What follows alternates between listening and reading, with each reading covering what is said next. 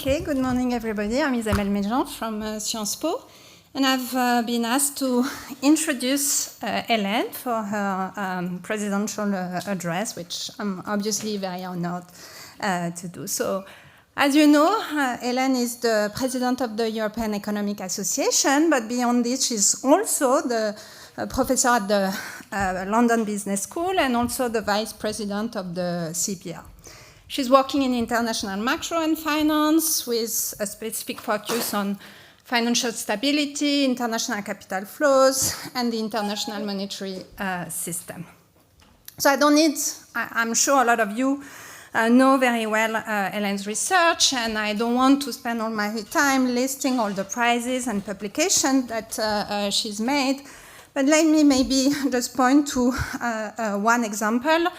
So her 2013 Jackson Hole paper has already received something like 4,000 cites, including maybe 1,000 in the last 2-3 years. So this says something, I think, about the depth of Hélène's research and the importance of the topic that she's covering, including in the current situation where the international monetary system is under very strong pressures.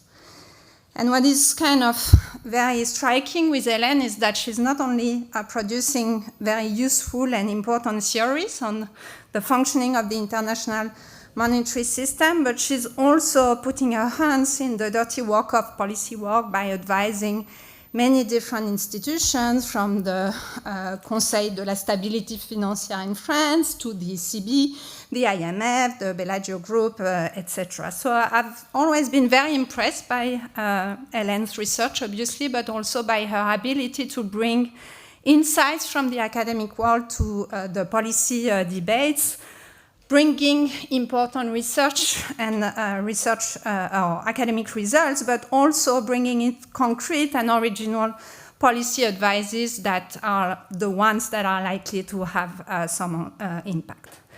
Finally, let me just say that I met Hélène some time ago at a time when we were not really talking about role models, but Hélène was certainly a role model for me. Recently, she's been leading the CPR's Women in Economics initiative, and obviously she's done a lot of work as well within the EA on this type of topic. Her dedication on the topic is very impressive, from organizing conferences to asking a lot of questions during those conferences, and she even participated to the early morning runnings to kind of increase the cohesion between the members of those conferences. So the dedication is always very strong on all topics, from research to academic life. Today, Hélène is not going to talk about international finance, or maybe a little bit, but more about international trade issues. So let me just stop here. Hélène, the floor is yours for an hour and a half.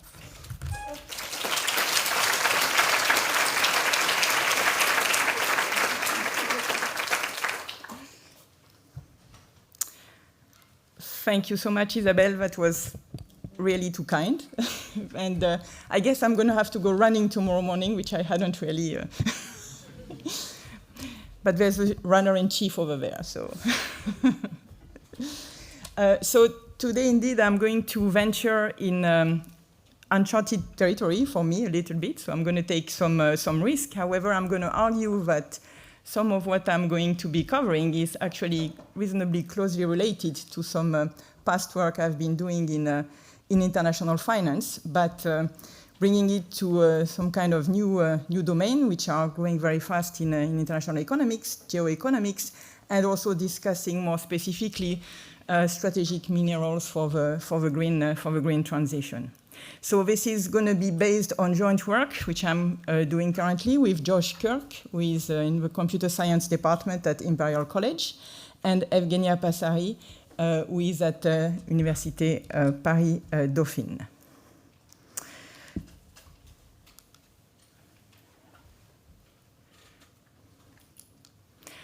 So, why geoeconomics? Well, I think it's, it doesn't need a lot of motivation in a sense. We are definitely living in a complicated world, in a much more complicated world than when I started doing international economics, frankly. And Pierre-Olivier yesterday gave us a very good overview of many of the issues that are currently on the table and where we are in terms of the international monetary system and the possible forces for fragmentation, also the possible forces for fragmentation in trade. And we do have a very heavy current events, obviously, here with Ukraine, with the shifting relationship with the United States. We also have, and this is going to be closer to the focus of this paper, some current very important shift, possibly, in terms of energy, right? Transitioning, at least in parts of the world, or trying to transition from fossil fuels energy to more renewable sources of energy, which come together with very different types of minerals, very different types, therefore, of resources than we are used to in the old fossil fuels, oil, gas dominated type of world in which we have been living for quite a while. So obviously this should have some consequences for power balance in the world economy, for trade flows, for financial flows, for wars, for conflicts, and this is the type of issues that I'm going to try to start exploring here in that paper. Now, why is the world moving? So I think there are many, many reasons why we are seeing shifts in the world economy, but one major reason has to be that China has been growing as a world power and becoming a serious threat, in a way, as it is understood in the US, for the United States. Here you can see that, and possibly for Europe, here we can see in this graph, this is GDP based on purchasing power parity, so you are going to be having a little bit of an inflated China there, but you can see that the path of China is pretty impressive over the last years, and the path of the US and especially of Europe has been declining in terms of GDP, PPP-based, again, GDP. So we now have this kind of three powers which are interacting in ways that are relatively new, I would tend to argue, because the size have been, have become relatively more equal in some sense. As Pierre-Olivier pointed out yesterday, what we have seen in particular is a very, very important shift in international trade relationship since China actually started to enter the WTO in 2001. So here this is the 2000 network of trade based on merchandise trade, and the size of the node is proportional to exports plus imports, and the arrows indicate exports. So you can see that in 2000, we have some very big nodes, which are the US, which are Europe, essentially, the Euro area. And then you can see a number of quite important nodes around, evidently Japan, you would have Mexico, you would have Canada, etc. You would have a number of large economies, and you have this, the yellow circle there on the periphery is China. Okay? So it's not negligible, but it's not a huge node. Now, if we go to 2019, this same trade network, merchandise trade network, has changed very considerably, as you can see from the juxtaposition here of these two plots. So you cannot compare the size of the nodes between the two dates, but what is interesting to compare is the relative size within each date. And what you see here is that there are now distinctly three poles, right? Europe, US, and China, which are emerging as very, very important poles in international trade, in merchandise. And you see a very dense web of connection as well. Okay? So the world has become is very, very connected, but at the same time we have gone from a world which had really the US and Europe as main pole for international trade to a world which is tripolar, multipolar, reflecting better maybe the change in size that we have seen in my previous graph. Okay.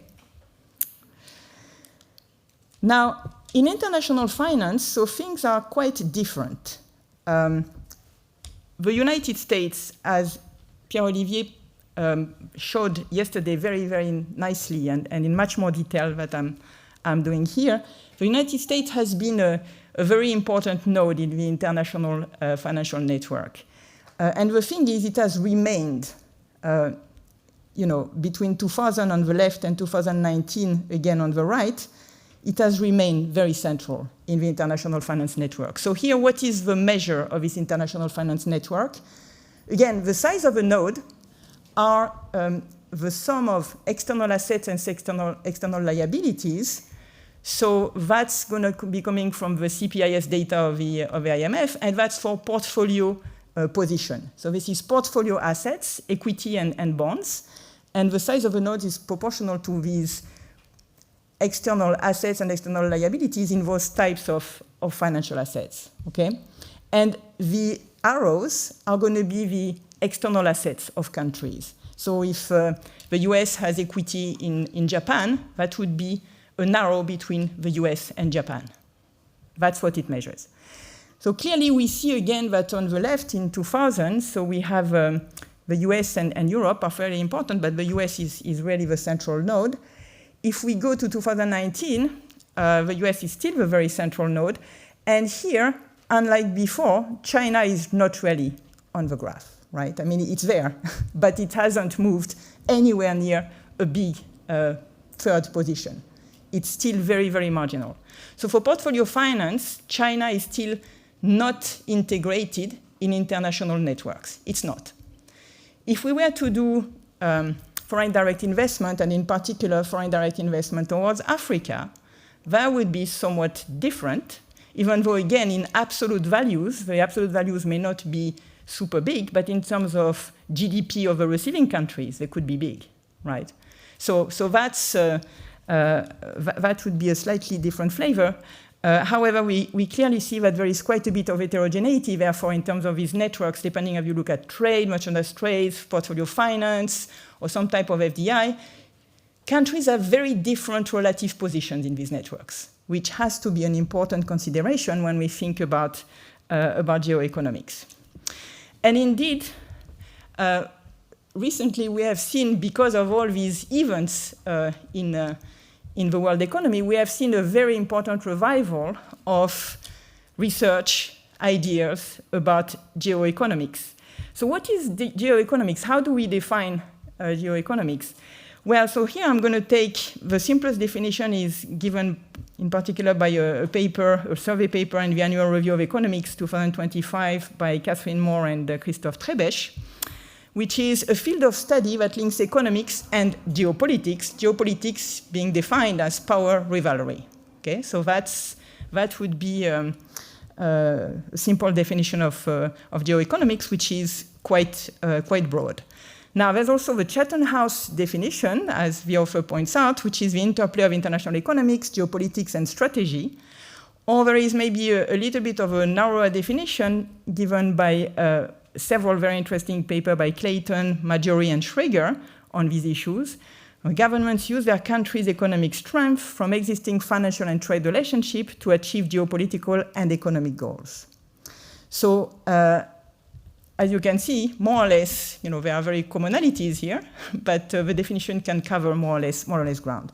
Now, here what I've put is a recent book in 2019 by political scientists, international political scientists, international relations people, Farrell and Newman, called The Underground Empire, How America Weaponized the World Economy. So it is not only something that academic economists have gone back to, but also we have in other fields people worrying a lot about these issues. So what is this book about? And that's kind of an interesting one. This was directly linked to international finance. These authors write about the dominance of the US in a lot of crucial networks, such as payment system, but also data networks, data cables, where the data flows, and where the payment flows. And it turns out that the US is very well positioned in all of these networks in order to observe what is flowing through the nodes of these networks, which are pretty strategic networks. data and payments. And this is due to the simple infrastructure of, underground cables, under-ocean cables, but also technological infrastructure. And so this is really an interesting observation, and people are getting more aware of this. It's something that we didn't pay much attention to, but we're increasingly aware of it. And as a testimony to that, for example, the chief economist of the European Central Bank, Philip Lane, in a speech recently, pointed out that Europe's reliance on foreign payment providers has reached striking levels. What does it mean by that? It means that a lot of our payments go through Visa, MasterCard, use SWIFT somehow. They also use PayPal, Google Pay, etc., etc. It turns out that all these companies, even if, for example, SWIFT is based in Europe, but all the data of these companies somehow are can be accessed by US authorities, right? So he goes on to say this dependence exposes Europe to risks of economic pressure and coercion and has implications for our strategic economy.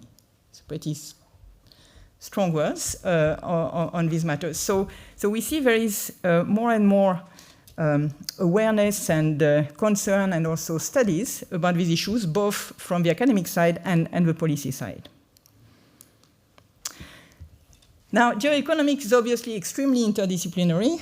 So we had a lot of front runners there in the economics literature on the international monetary side. I cite a few, Nurske, for example, who talked about the instability of the international monetary system in the absence of a leader.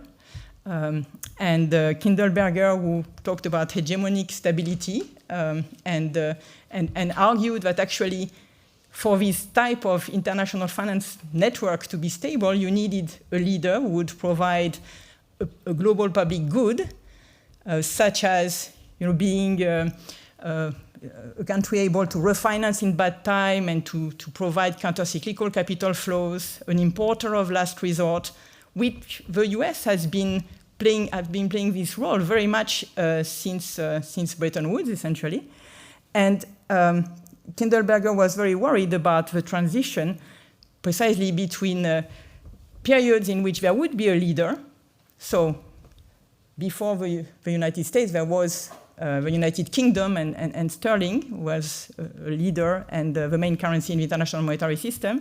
In the interwar period, there was, for some time, an absence of a leader, and that was an unstable period, and Kindleberger was worried about that.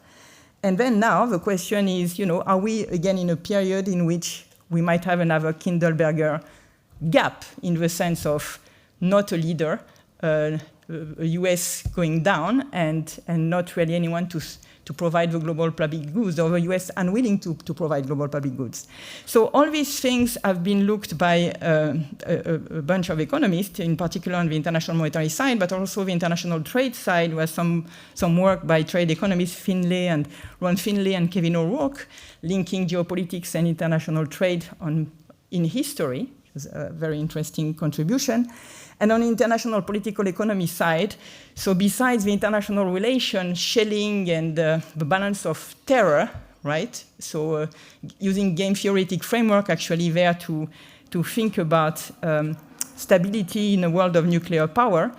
We have also a lot of international political scientists talking about soft power and the use of soft power, and some political analysts like Ludwig, defining actually geopolitics as something that is linked to conflicts, but used the grammar of commerce to express conflicts.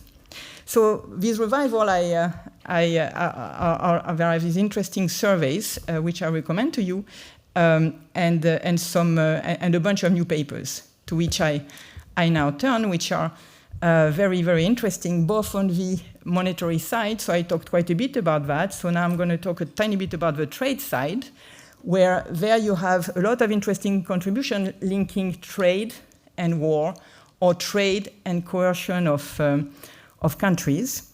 So in particular, you have a very interesting paper by Isabelle there, linking the likelihood of war to the intensity of trade relationship. And there is also some papers looking at sanctions in great detail, so I can put only a few, but there's a very, very rapidly growing literature there, which is interesting in terms of trade sanction, in terms of financial sanctions, etc., etc. So a lot going on in this spectrum. From there, so what am I going to more specifically talk about? I think I'm going to be building on the legacy here of Albert Hirschman, more specifically, who is one of the first writers on geoeconomics, linking geoeconomics and trade in a kind of rigorous way and way that could be quantified. He has written this really great book called The National Power and the Structure of Foreign Trade, in which he says it will then be our aim to understand why and how relationships of dependence, of influence, and even of domination can arise out of trade relations.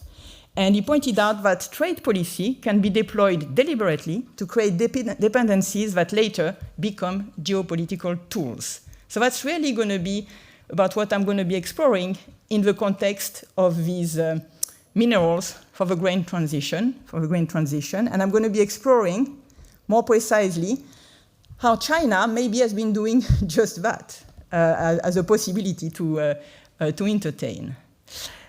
So also something very important that Hirschman did in his book is that this is actually where he created the Hirschman index, the index of concentration that is now known also as the Herfindahl-Hirschman index, which we use for market concentration, but that he specifically created to talk about international trade concentration, so international trade dependencies for different countries.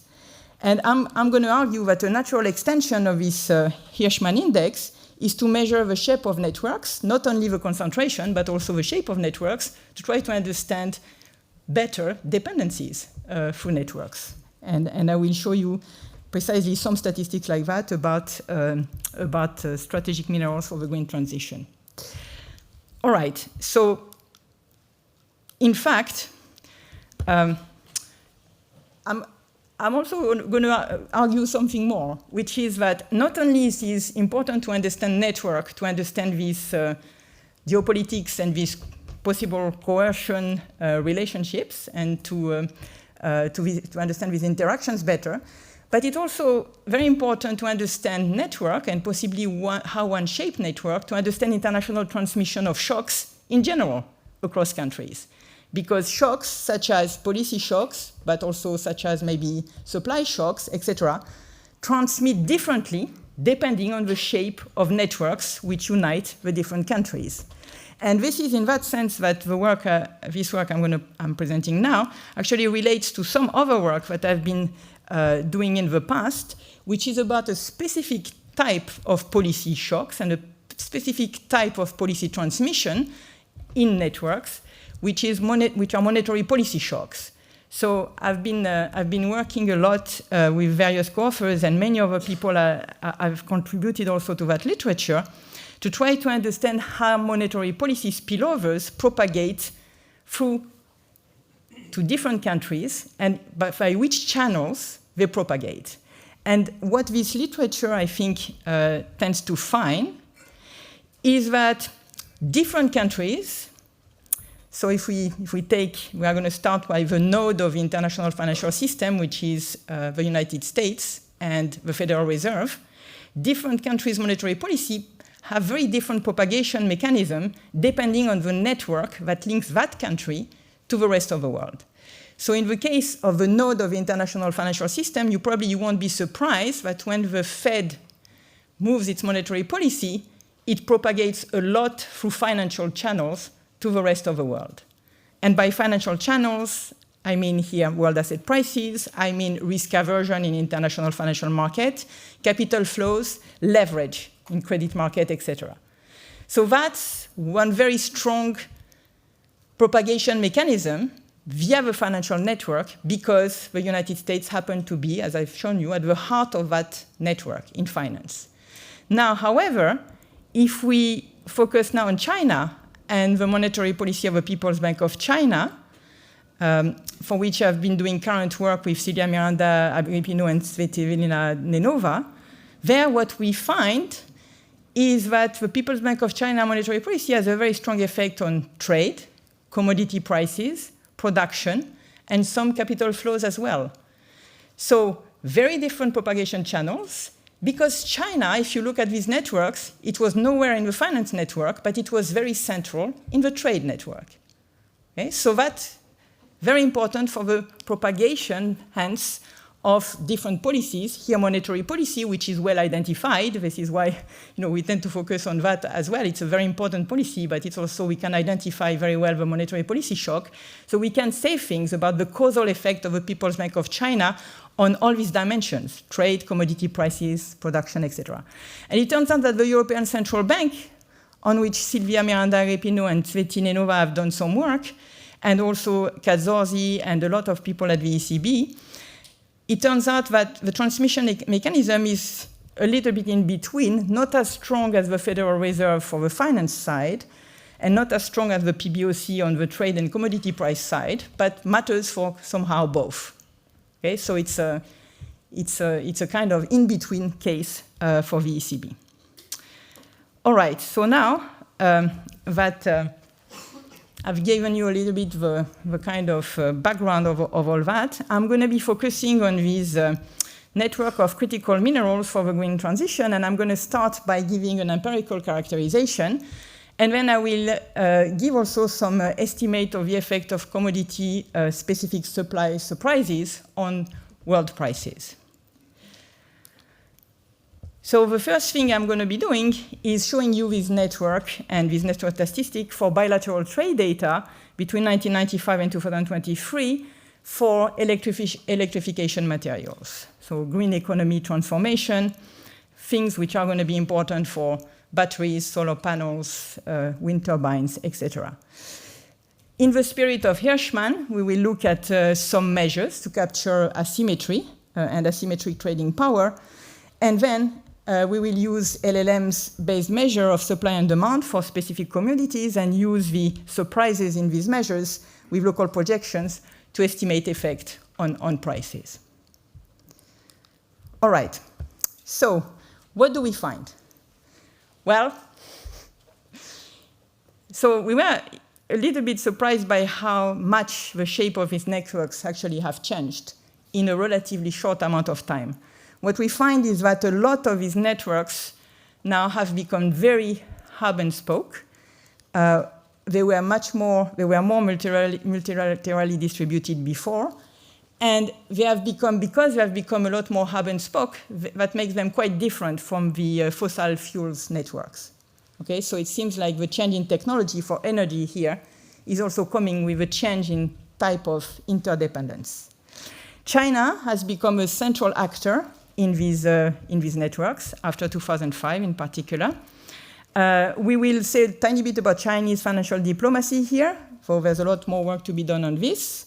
And we will find some sizable and I would say persistent exposure of US PPI, CPI, and also Europe CPI to surprises in critical material supplies.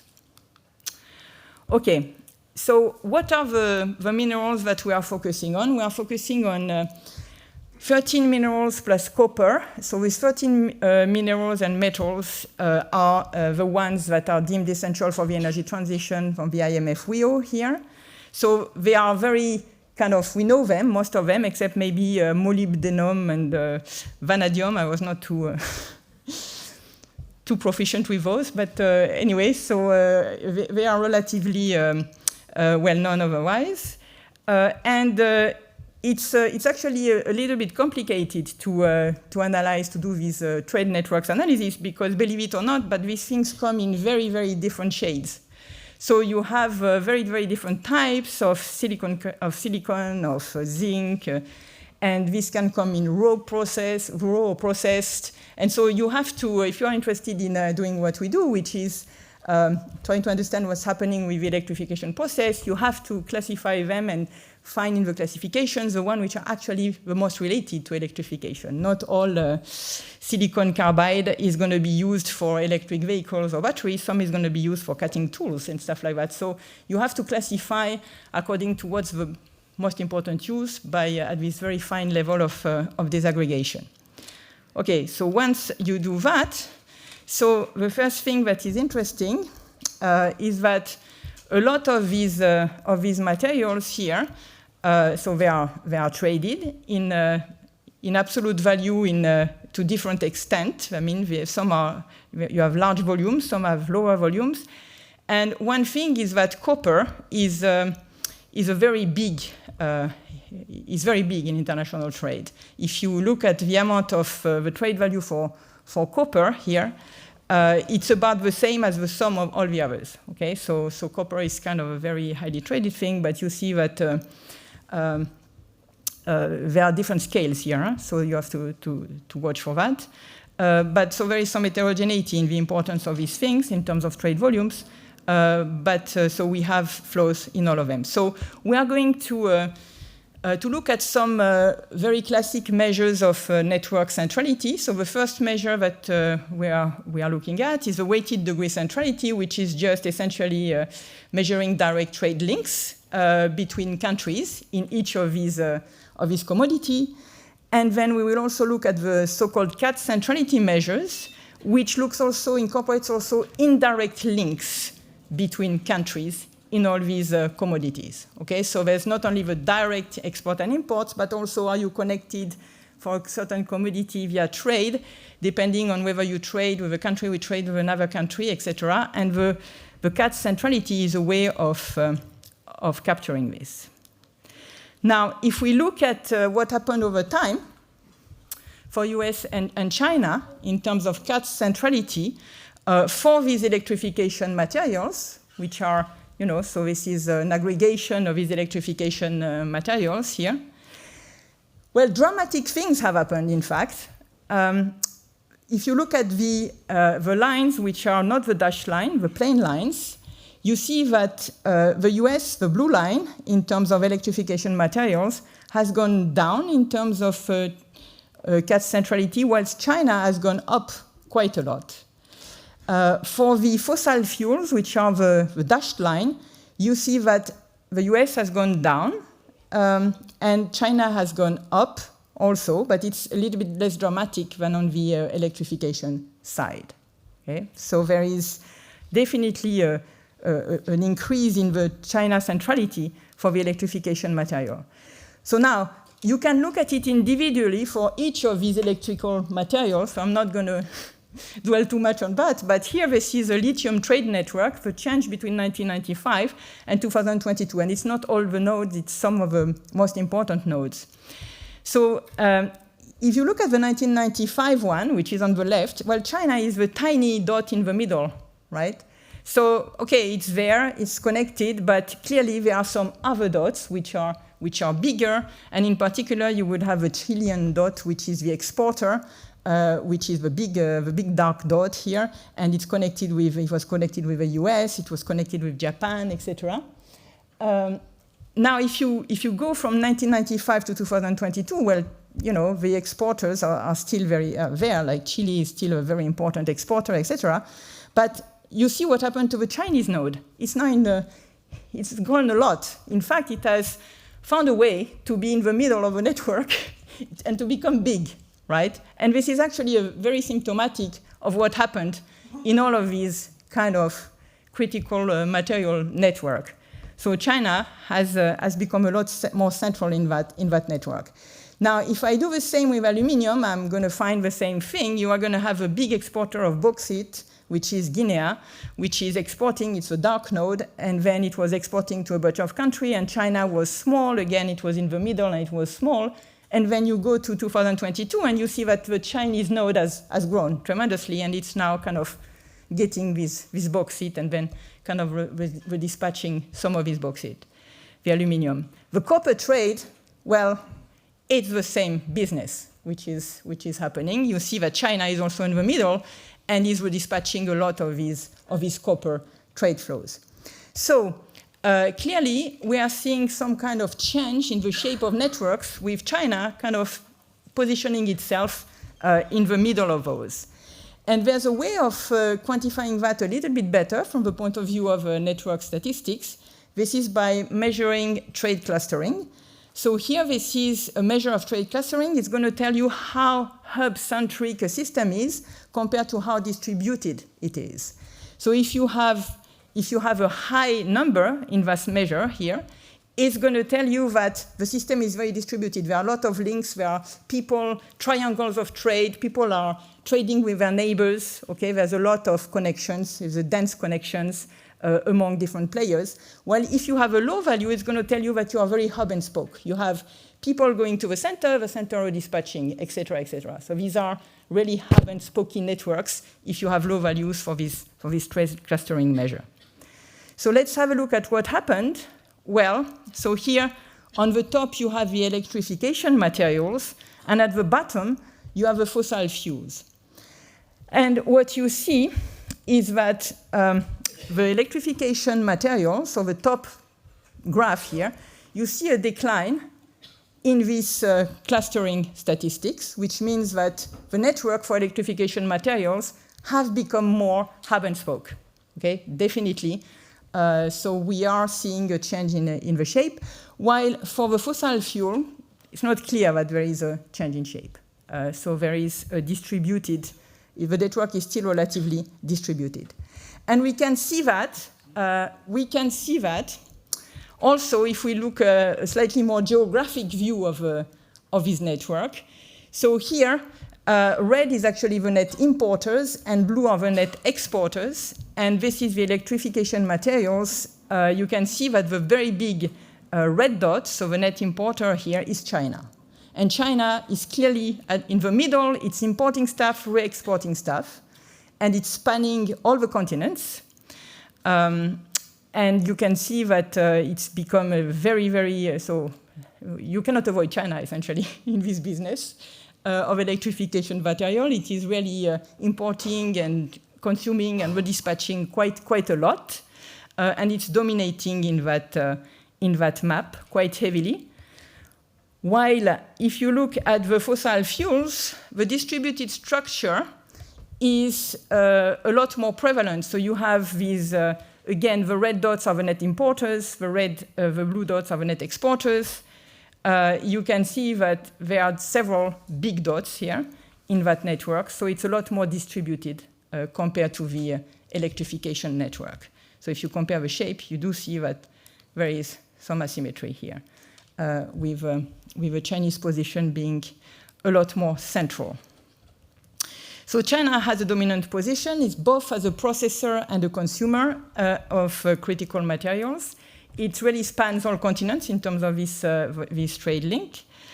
I think this seems to be different from the fossil fuel networks, which means that somehow the technological change is inducing some kind of change in the fundamental networks of trade in the economy from an energy perspective, which, might have a lot of consequences from geoeconomics to pricing to also distribution of wealth, which we cannot analyze here in this data, but that would be a very interesting research agenda to pursue.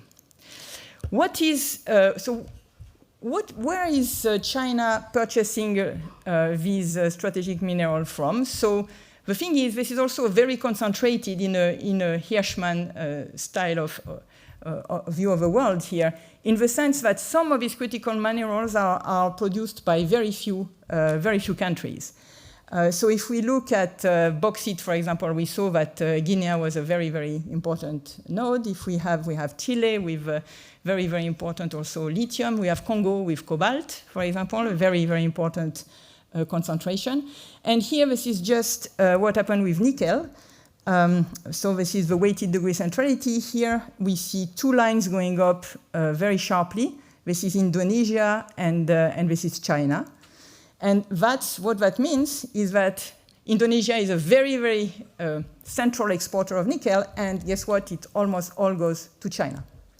And this is a particularly interesting case because Indonesia has upgraded. It was exporting raw nickel and was going for China, but then it upgraded to actually doing processed nickel and exporting mostly processed nickel. It still goes to China. So this is a very interesting persistent relationship, which is quite dominant in the international trade. Now, and I think it's an entire agenda of research, how does China position itself in order to be at the center of these networks? Okay? So there's definitely a lot of things that are going on. One thing that seems to be used is precisely development finance, so in the form of FDI, in the form of contracts of purchases of mine, of processing facilities, of a lot of different type of contracts that can be written between China in the Belt and Road and more initiatives. And so we started to look at that a little bit by exploiting this AIDS data, which has been put together by a team of researchers who tracks tries to track every investment and contract written by China, in particular in Africa. Even though a lot of this data is not in the official statistics, but that puts together this extraordinary database that is free to use. Okay? And here we have used the subset, which is for transition minerals exporters. And what we see is a kind of, so it's just a suggestive evidence. We're not doing, much more with that. There's a ramp up of investment in a number of countries which are linked to these electrification materials. So the top line would be, for example, Peru, investment in Peru. This is linked a lot to copper there, but we have also some investment linked to cobalt, to nickel, to lithium, etc. So we see some ramping up of what we call the Chinese financial diplomacy. But of course, we should be exploring that in a lot more detail.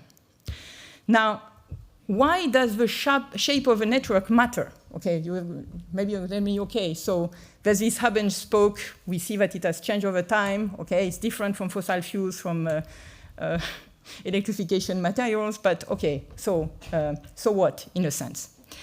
Well, so there are some historical precedent of using, in this case, rare earths, by China in order to for geopolitical aim. So there is this nice paper, this recent paper by Alfaro et al., which studies what happened when China increased restrictions on its export of rare earth material to the rest of the world following a dispute with Japan in 2010.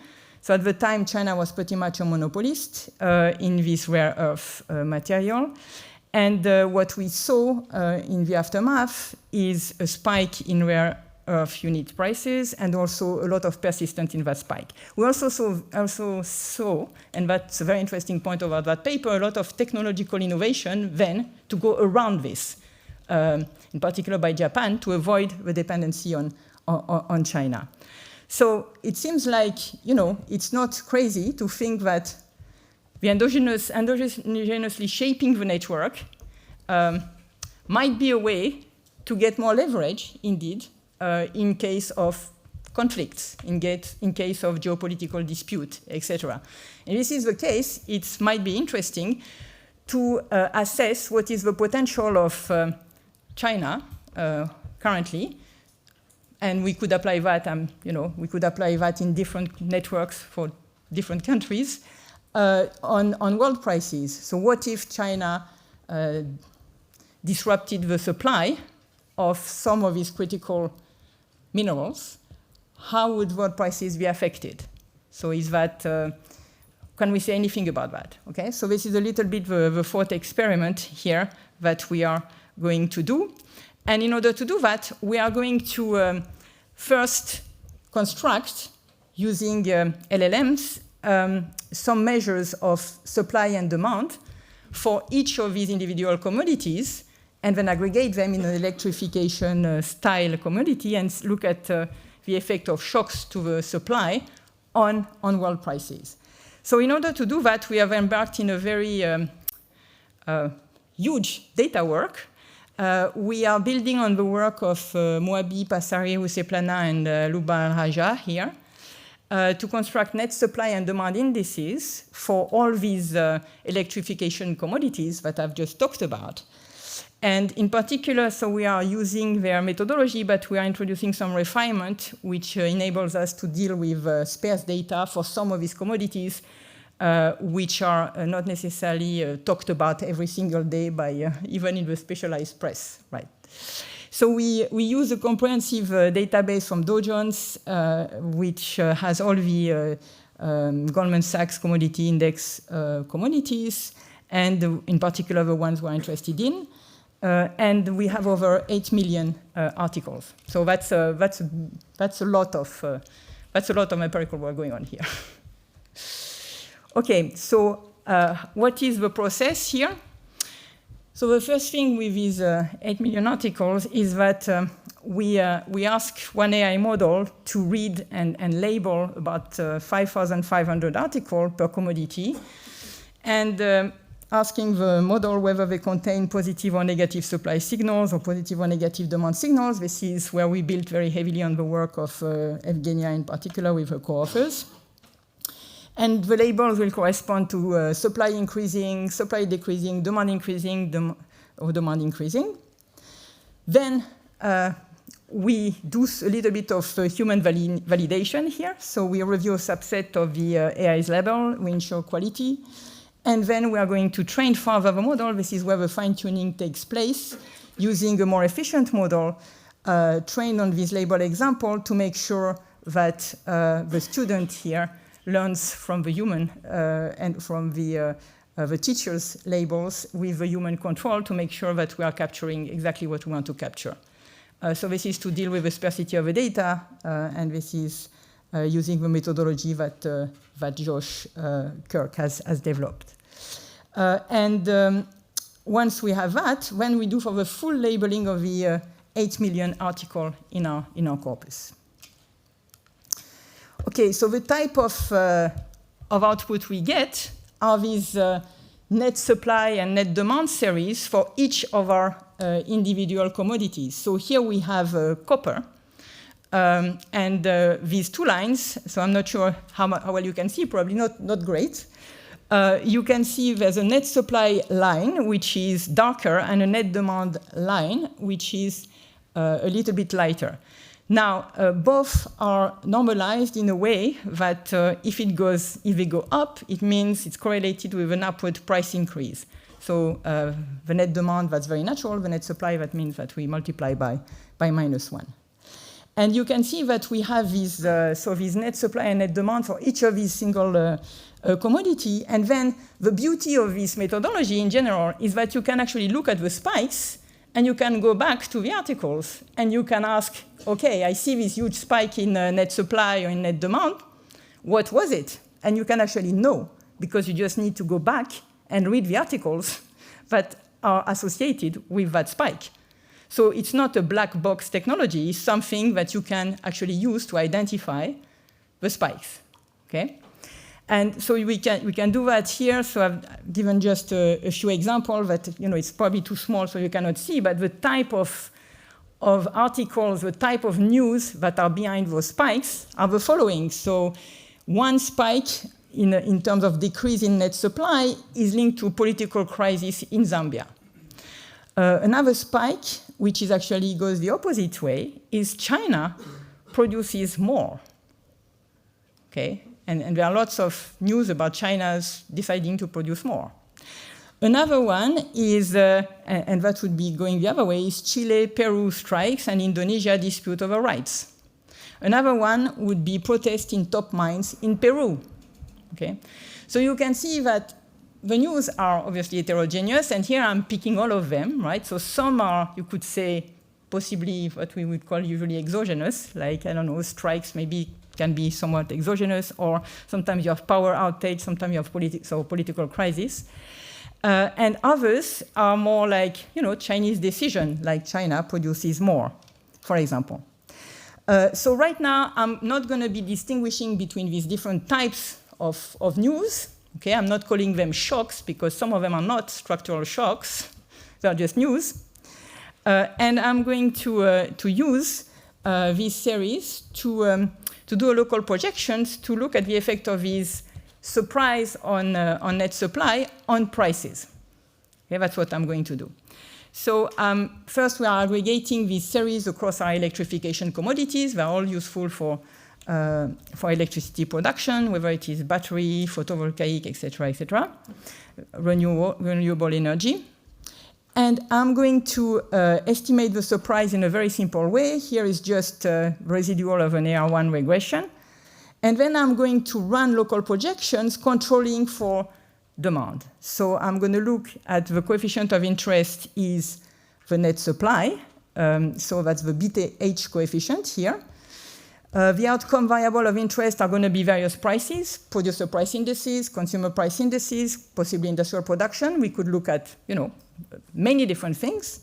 And we are going to look at the effect of these net supply surprises on these outcome variables, controlling for the demand side. And we could obviously put more control.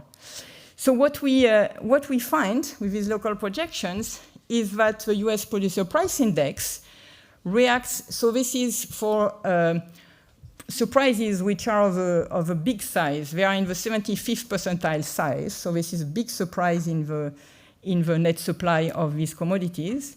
You see that the US producer price index reacts positively to a net supply decline. And it's a very persistent, in fact, effect. The US consumer price index, on the other hand, also reacts positively. And it's also very persistent. You see that the effect is a little bit lower, as you would expect. There is some pass-through from the PPI to the CPI, but the effect on the CPI is going to be a bit lower.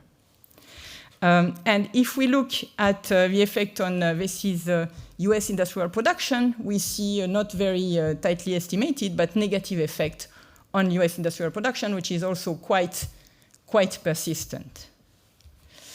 And if we look at the euro area CPI, so unfortunately I don't have a PPI now, but we will look at the PPI, and I'm pretty sure it will be higher.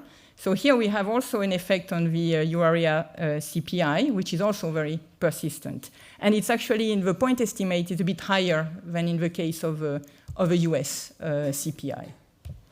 So there's obviously a lot more things that we can do with this methodology, but I'm emphasizing again the fact that here we're using just surprises. So effectively, these are not structural shocks, right?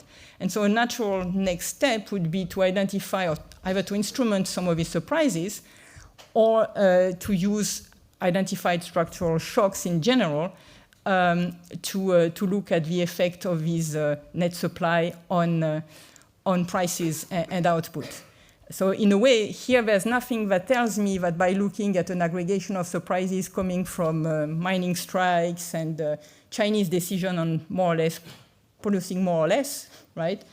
The effect will be the same on the CPI and the PPIs or the industrial production.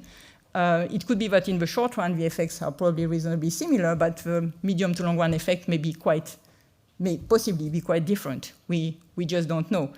What I know from previous work, and I think that kind of complements a little bit what we've done here, is that if we look at very well-identified monetary policy shock from the Chinese central bank, so the demand side of things, the net demand increases coming from an expansionary monetary policy in China, we do find also, from that point of view, very strong effect on commodity prices around the world. But you have here a bunch of commodity prices reacting to an expansionary monetary policy by the People's Bank of China. And in particular, what I find very interesting and consistent with what I've just been showing you is that the commodity price index that reacts the most to the PBOC is the industrial metal one. Okay? And that's the one that is going to be the closest to the type of exercise that I've been doing with the LLM's model. So obviously, more work to look at the heterogeneity of the different shocks, instruments, etc. But I think some suggestion that these surprises in this net supply may have sizable and persistent effects on on world commodity prices. So I think I'm at the end here. I think what we have been trying to do here is to argue, I hope convincingly, that networks are an interesting tool to think about geoeconomics all around, like in trade, in finance, in payment system, and here for energy transition, for critical minerals for the green transition, and that we can use network statistics a little bit in the spirit of Hirschman. Instead of having just a Herfindahl index, there's other statistics that are going to talk about the structure of a network, whether it is hub and spokes, etc. And what we have seen is that these structures of the networks have tremendously changed, okay, with time, with the emergence of China, and also with the technological shock of moving from fossil fuels to the green energy transition. This has potentially a lot of implication, not only from the trade side, but I believe also from the wealth distribution side, which remain to be explored. We also here used this new kind of LLM style analysis, so building on 8 million articles to really extract these supply and demand indices, and to look at the effect on this surprise in these net supplies on these green commodities on commodity prices, with a caveat that this is not structural shocks, but I still think it's kind of informative of what can happen if China decides to produce more or less or process more or less, etc. To go further, one needs more theory, and one also needs to have more idea about technological innovation, substitution between all these things. And this all remains to be done. I think it's an important topic, and I'm just going to stop here. And if you have questions, I'll be happy to take some. Thank you.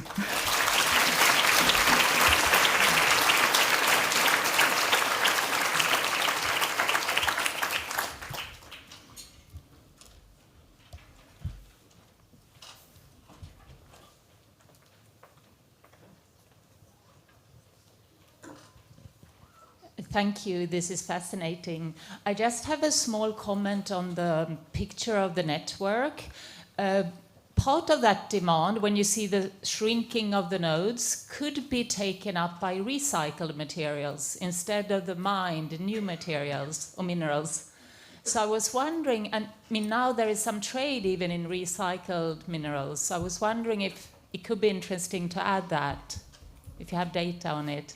Thank you. Thanks a lot. So absolutely, I don't know the data at all. So on this, and I would very welcome actually to do some complementary work on that in using the same type of apparatus. I am not sure whether this is a very recent phenomenon, or if you go back, so we started in 1995, whether that would be important at all in the earlier of the samples, when it appeared, etc. So in what way that would have an effect? But I think that would be obviously a very interesting, important extension to look at. Yes, thank you. Okay, so I wanted to ask about this substitutability and so on, because it sounds like the network is dynamic. In a sense, part of the reason why China becomes maybe more central now is because they didn't have fossil fuels, and then they're... so do you have any sense that there could be done any work, theoretical or empirical, on how these kind of rents that are extracted at some point generate innovation that then generates a change in the network? Yes, so this is a very, absolutely important to do that, and that requires more structure. There is some work. So there's some work in general on production network, and there's an extremely relevant literature in all that. And there was the work that has become also very famous about the substitution for the gas, the Russian gas into Germany, and the effect on the German economy, and this apparatus has been used there. More closer to this, the paper of Laura Alfaro and co-authors, they precisely look at the effect that the Chinese decision not to export rare earth had on innovation, in particular in Japan, and how they got around this. So the question is really whether this type of things is more or less, rare earth in some sense actually are probably more substitutable. They are very dirty to process, but there's probably substitutability path. The question is whether some of these present more substitutability or not. And it looks like some countries are, there's bauxite in this part of the world and not necessarily elsewhere. And also the technologies. So here is the scientific who know better, but some of this stuff seems it's hard to get, rid of some of this to do batteries, so there are some elements that seem to be very central, but maybe technological innovation will provide something else. But at this stage, there seems to be, some stuff which is hard to substitute. Yes, sorry. So Hélène, fascinating address. Thank you. And just two comments. One, following on the previous one. We did a study in October 23 on fragmentation and commodities at the IMF. And one of the things that was really striking is that there is a huge difference between where the resources are located in the ground and where they are actually processed. Mm-hmm. And the rise of China is really not about where the resources are mostly, but it's about the processing. And as you said, some of this is very dirty. There is environmentally very dirty, and for a long time, I think the rest of the world was very happy it was happening there. They may have second thoughts now. But when you look at where the resources are in the ground and you overlay on that a sense of how the blocks are configured, there isn't a huge imbalance. So it's really a matter of if the world were fragmenting more, can each block process the resources they need, and would that be sufficient for things like the climate transition? And the answer seems to be broadly yes. And so I wonder if when you looked at your networks, if you separated between the processing and the raw resources. The second comment is on I thought the results on the impact of these supply shocks on commodities, on prices in the US, etc., was very interesting. That's also something we looked at. And what we found is that there is enormously more persistence of shocks to minerals on inflation than there is on shocks to oil. So oil shocks can be sharp, but their impact at 48 months is basically zero. It has dissipated. And that's not the case for minerals. So the whole logic of seeing through supply shocks when you're a central bank, for instance, that could apply to oil shocks, but it's much harder to make the case for minerals. And it sounds like you have results that are consistent with that. Yeah. So on the processing, so that's precisely the point, right? Because we do take in this trade relationship, bilateral trade is both the raw and the processed. And indeed, what we see, and this is the spirit of the hub and spoke, is that you have Indonesia shipping. Actually, first it was raw and processed nickel to China, and then China consuming some of it and then re-exporting. So this is and now, for example, Indonesia is actually processing nickel. It's still exporting to China mostly, and China is still re-exporting. So somehow China has built itself as a kind of center it's mostly the processing, but it also has built this relationship, which seems to be very persistent, with the places where the raw materials are being taken out. So this is how you have this kind of node and stuff going in, consumed, but also being reshipped. This is really the hub and spoke thing. And so what is interesting to me also is how does the persistence of this relation between China and Indonesia, between China and Guinea, right? Or how they came into existence and how they persist, right? And this is the stuff we were starting to get into with this Chinese financial diplomacy, but I believe there is a lot more there to dig out, because I think it is indeed quite strategic. And on the persistence, absolutely, I'm a bit surprised by the persistence of these things, but it's kind of consistent also with some other works in general on commodities seemingly having very persistent effects in terms of metals, etc., and very important for the PPI, very important. So yes, for monetary policy, that seems to be possibly a big deal. Thanks, Hélène. This was really interesting. I was wondering if you could comment a bit on the magnitudes of the effects you found of these surprises on inflation. I can't remember, I don't know if I misread the y-axis, but it seemed like they were incredibly strong. If there's a strike in Chile, it meant 2% increase in prices in Europe, which is 1 full year of inflation. So the input share of these materials is probably not that high, but maybe they're very central. So I was wondering. So how you we explain have to do more work on the scaling of this. So definitely, I said the surprises we have taken here are very big. So we are in like the upper, the 75th percentile. And so we have to map that into what that concretely may mean using other types of variables, other types of magnitude. So here, I would say the reason you see very high numbers is because the surprises are very large. And so we need to calibrate that. And so we are working on that, so absolutely.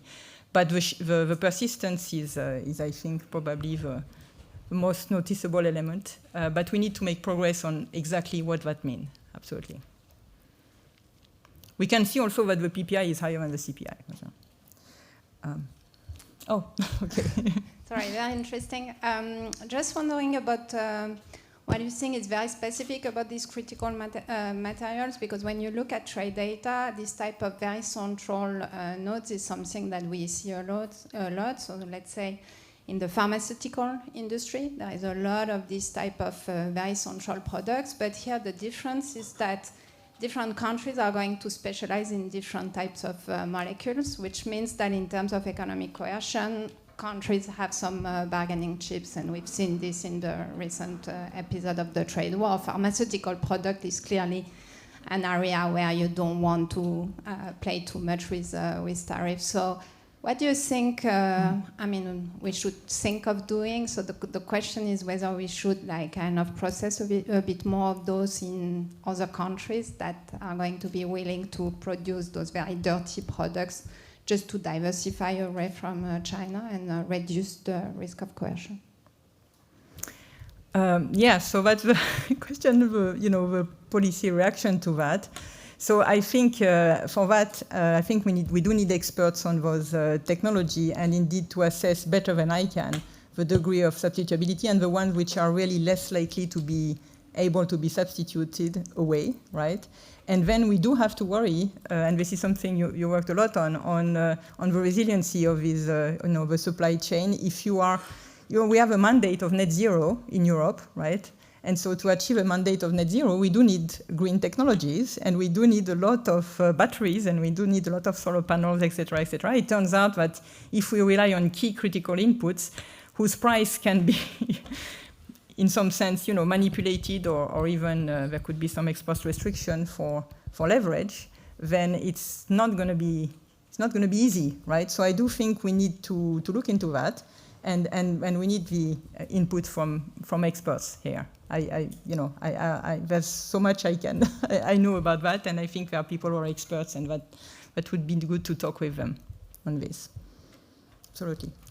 Well, thank you very much. I'm my own. One last question. Oh, sorry.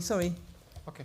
In your view, is China's tight control of rare earth mineral, critical climate minerals, slowing down the global energy transition?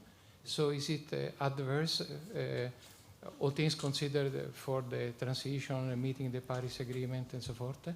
Then with my colleague Alexander, we were wondering, where is India? And then a comment. Isabel Schnabel, that is ECB Executive Board member, started postulating a difference between fossilflation, climateflation, and greenflation. So as a way to disentangle the various shocks, some of which you have really done tremendous work on. Thank you. Sorry. Thank you very much. No, so I'm not saying that China currently is slowing the green transition. I mean, if anything, China is actually been investing a lot. I mean, as we know, in solar panels, can provide solar panels at cheap prices, and thereby can actually help the green transition in the rest of the world. So this is more of an issue on the strategic use of this network, potentially, right? In the case of, geopolitically sensitive stuff coming up, this is a dependence. It doesn't mean that currently China is actually using that in a way that slows down the green transition. China has a net zero path plan, and is because of the sheer size of the economy and the sheer growth, is one of these places in the world where there is both a lot of increase in fossil fuels, including carbon, but also a lot of increase in green energy. While India is actually, for the moment, very much lagging behind, right? But also in GDP per capita, so that might be understandable, right? But is lagging a lot behind in terms of not having a net zero path and investment in capabilities to produce green energy, for sure. Thank you very much. Well, so I just want to announce that there will be a panel precisely on fragmentation in the world economy starting in half an hour.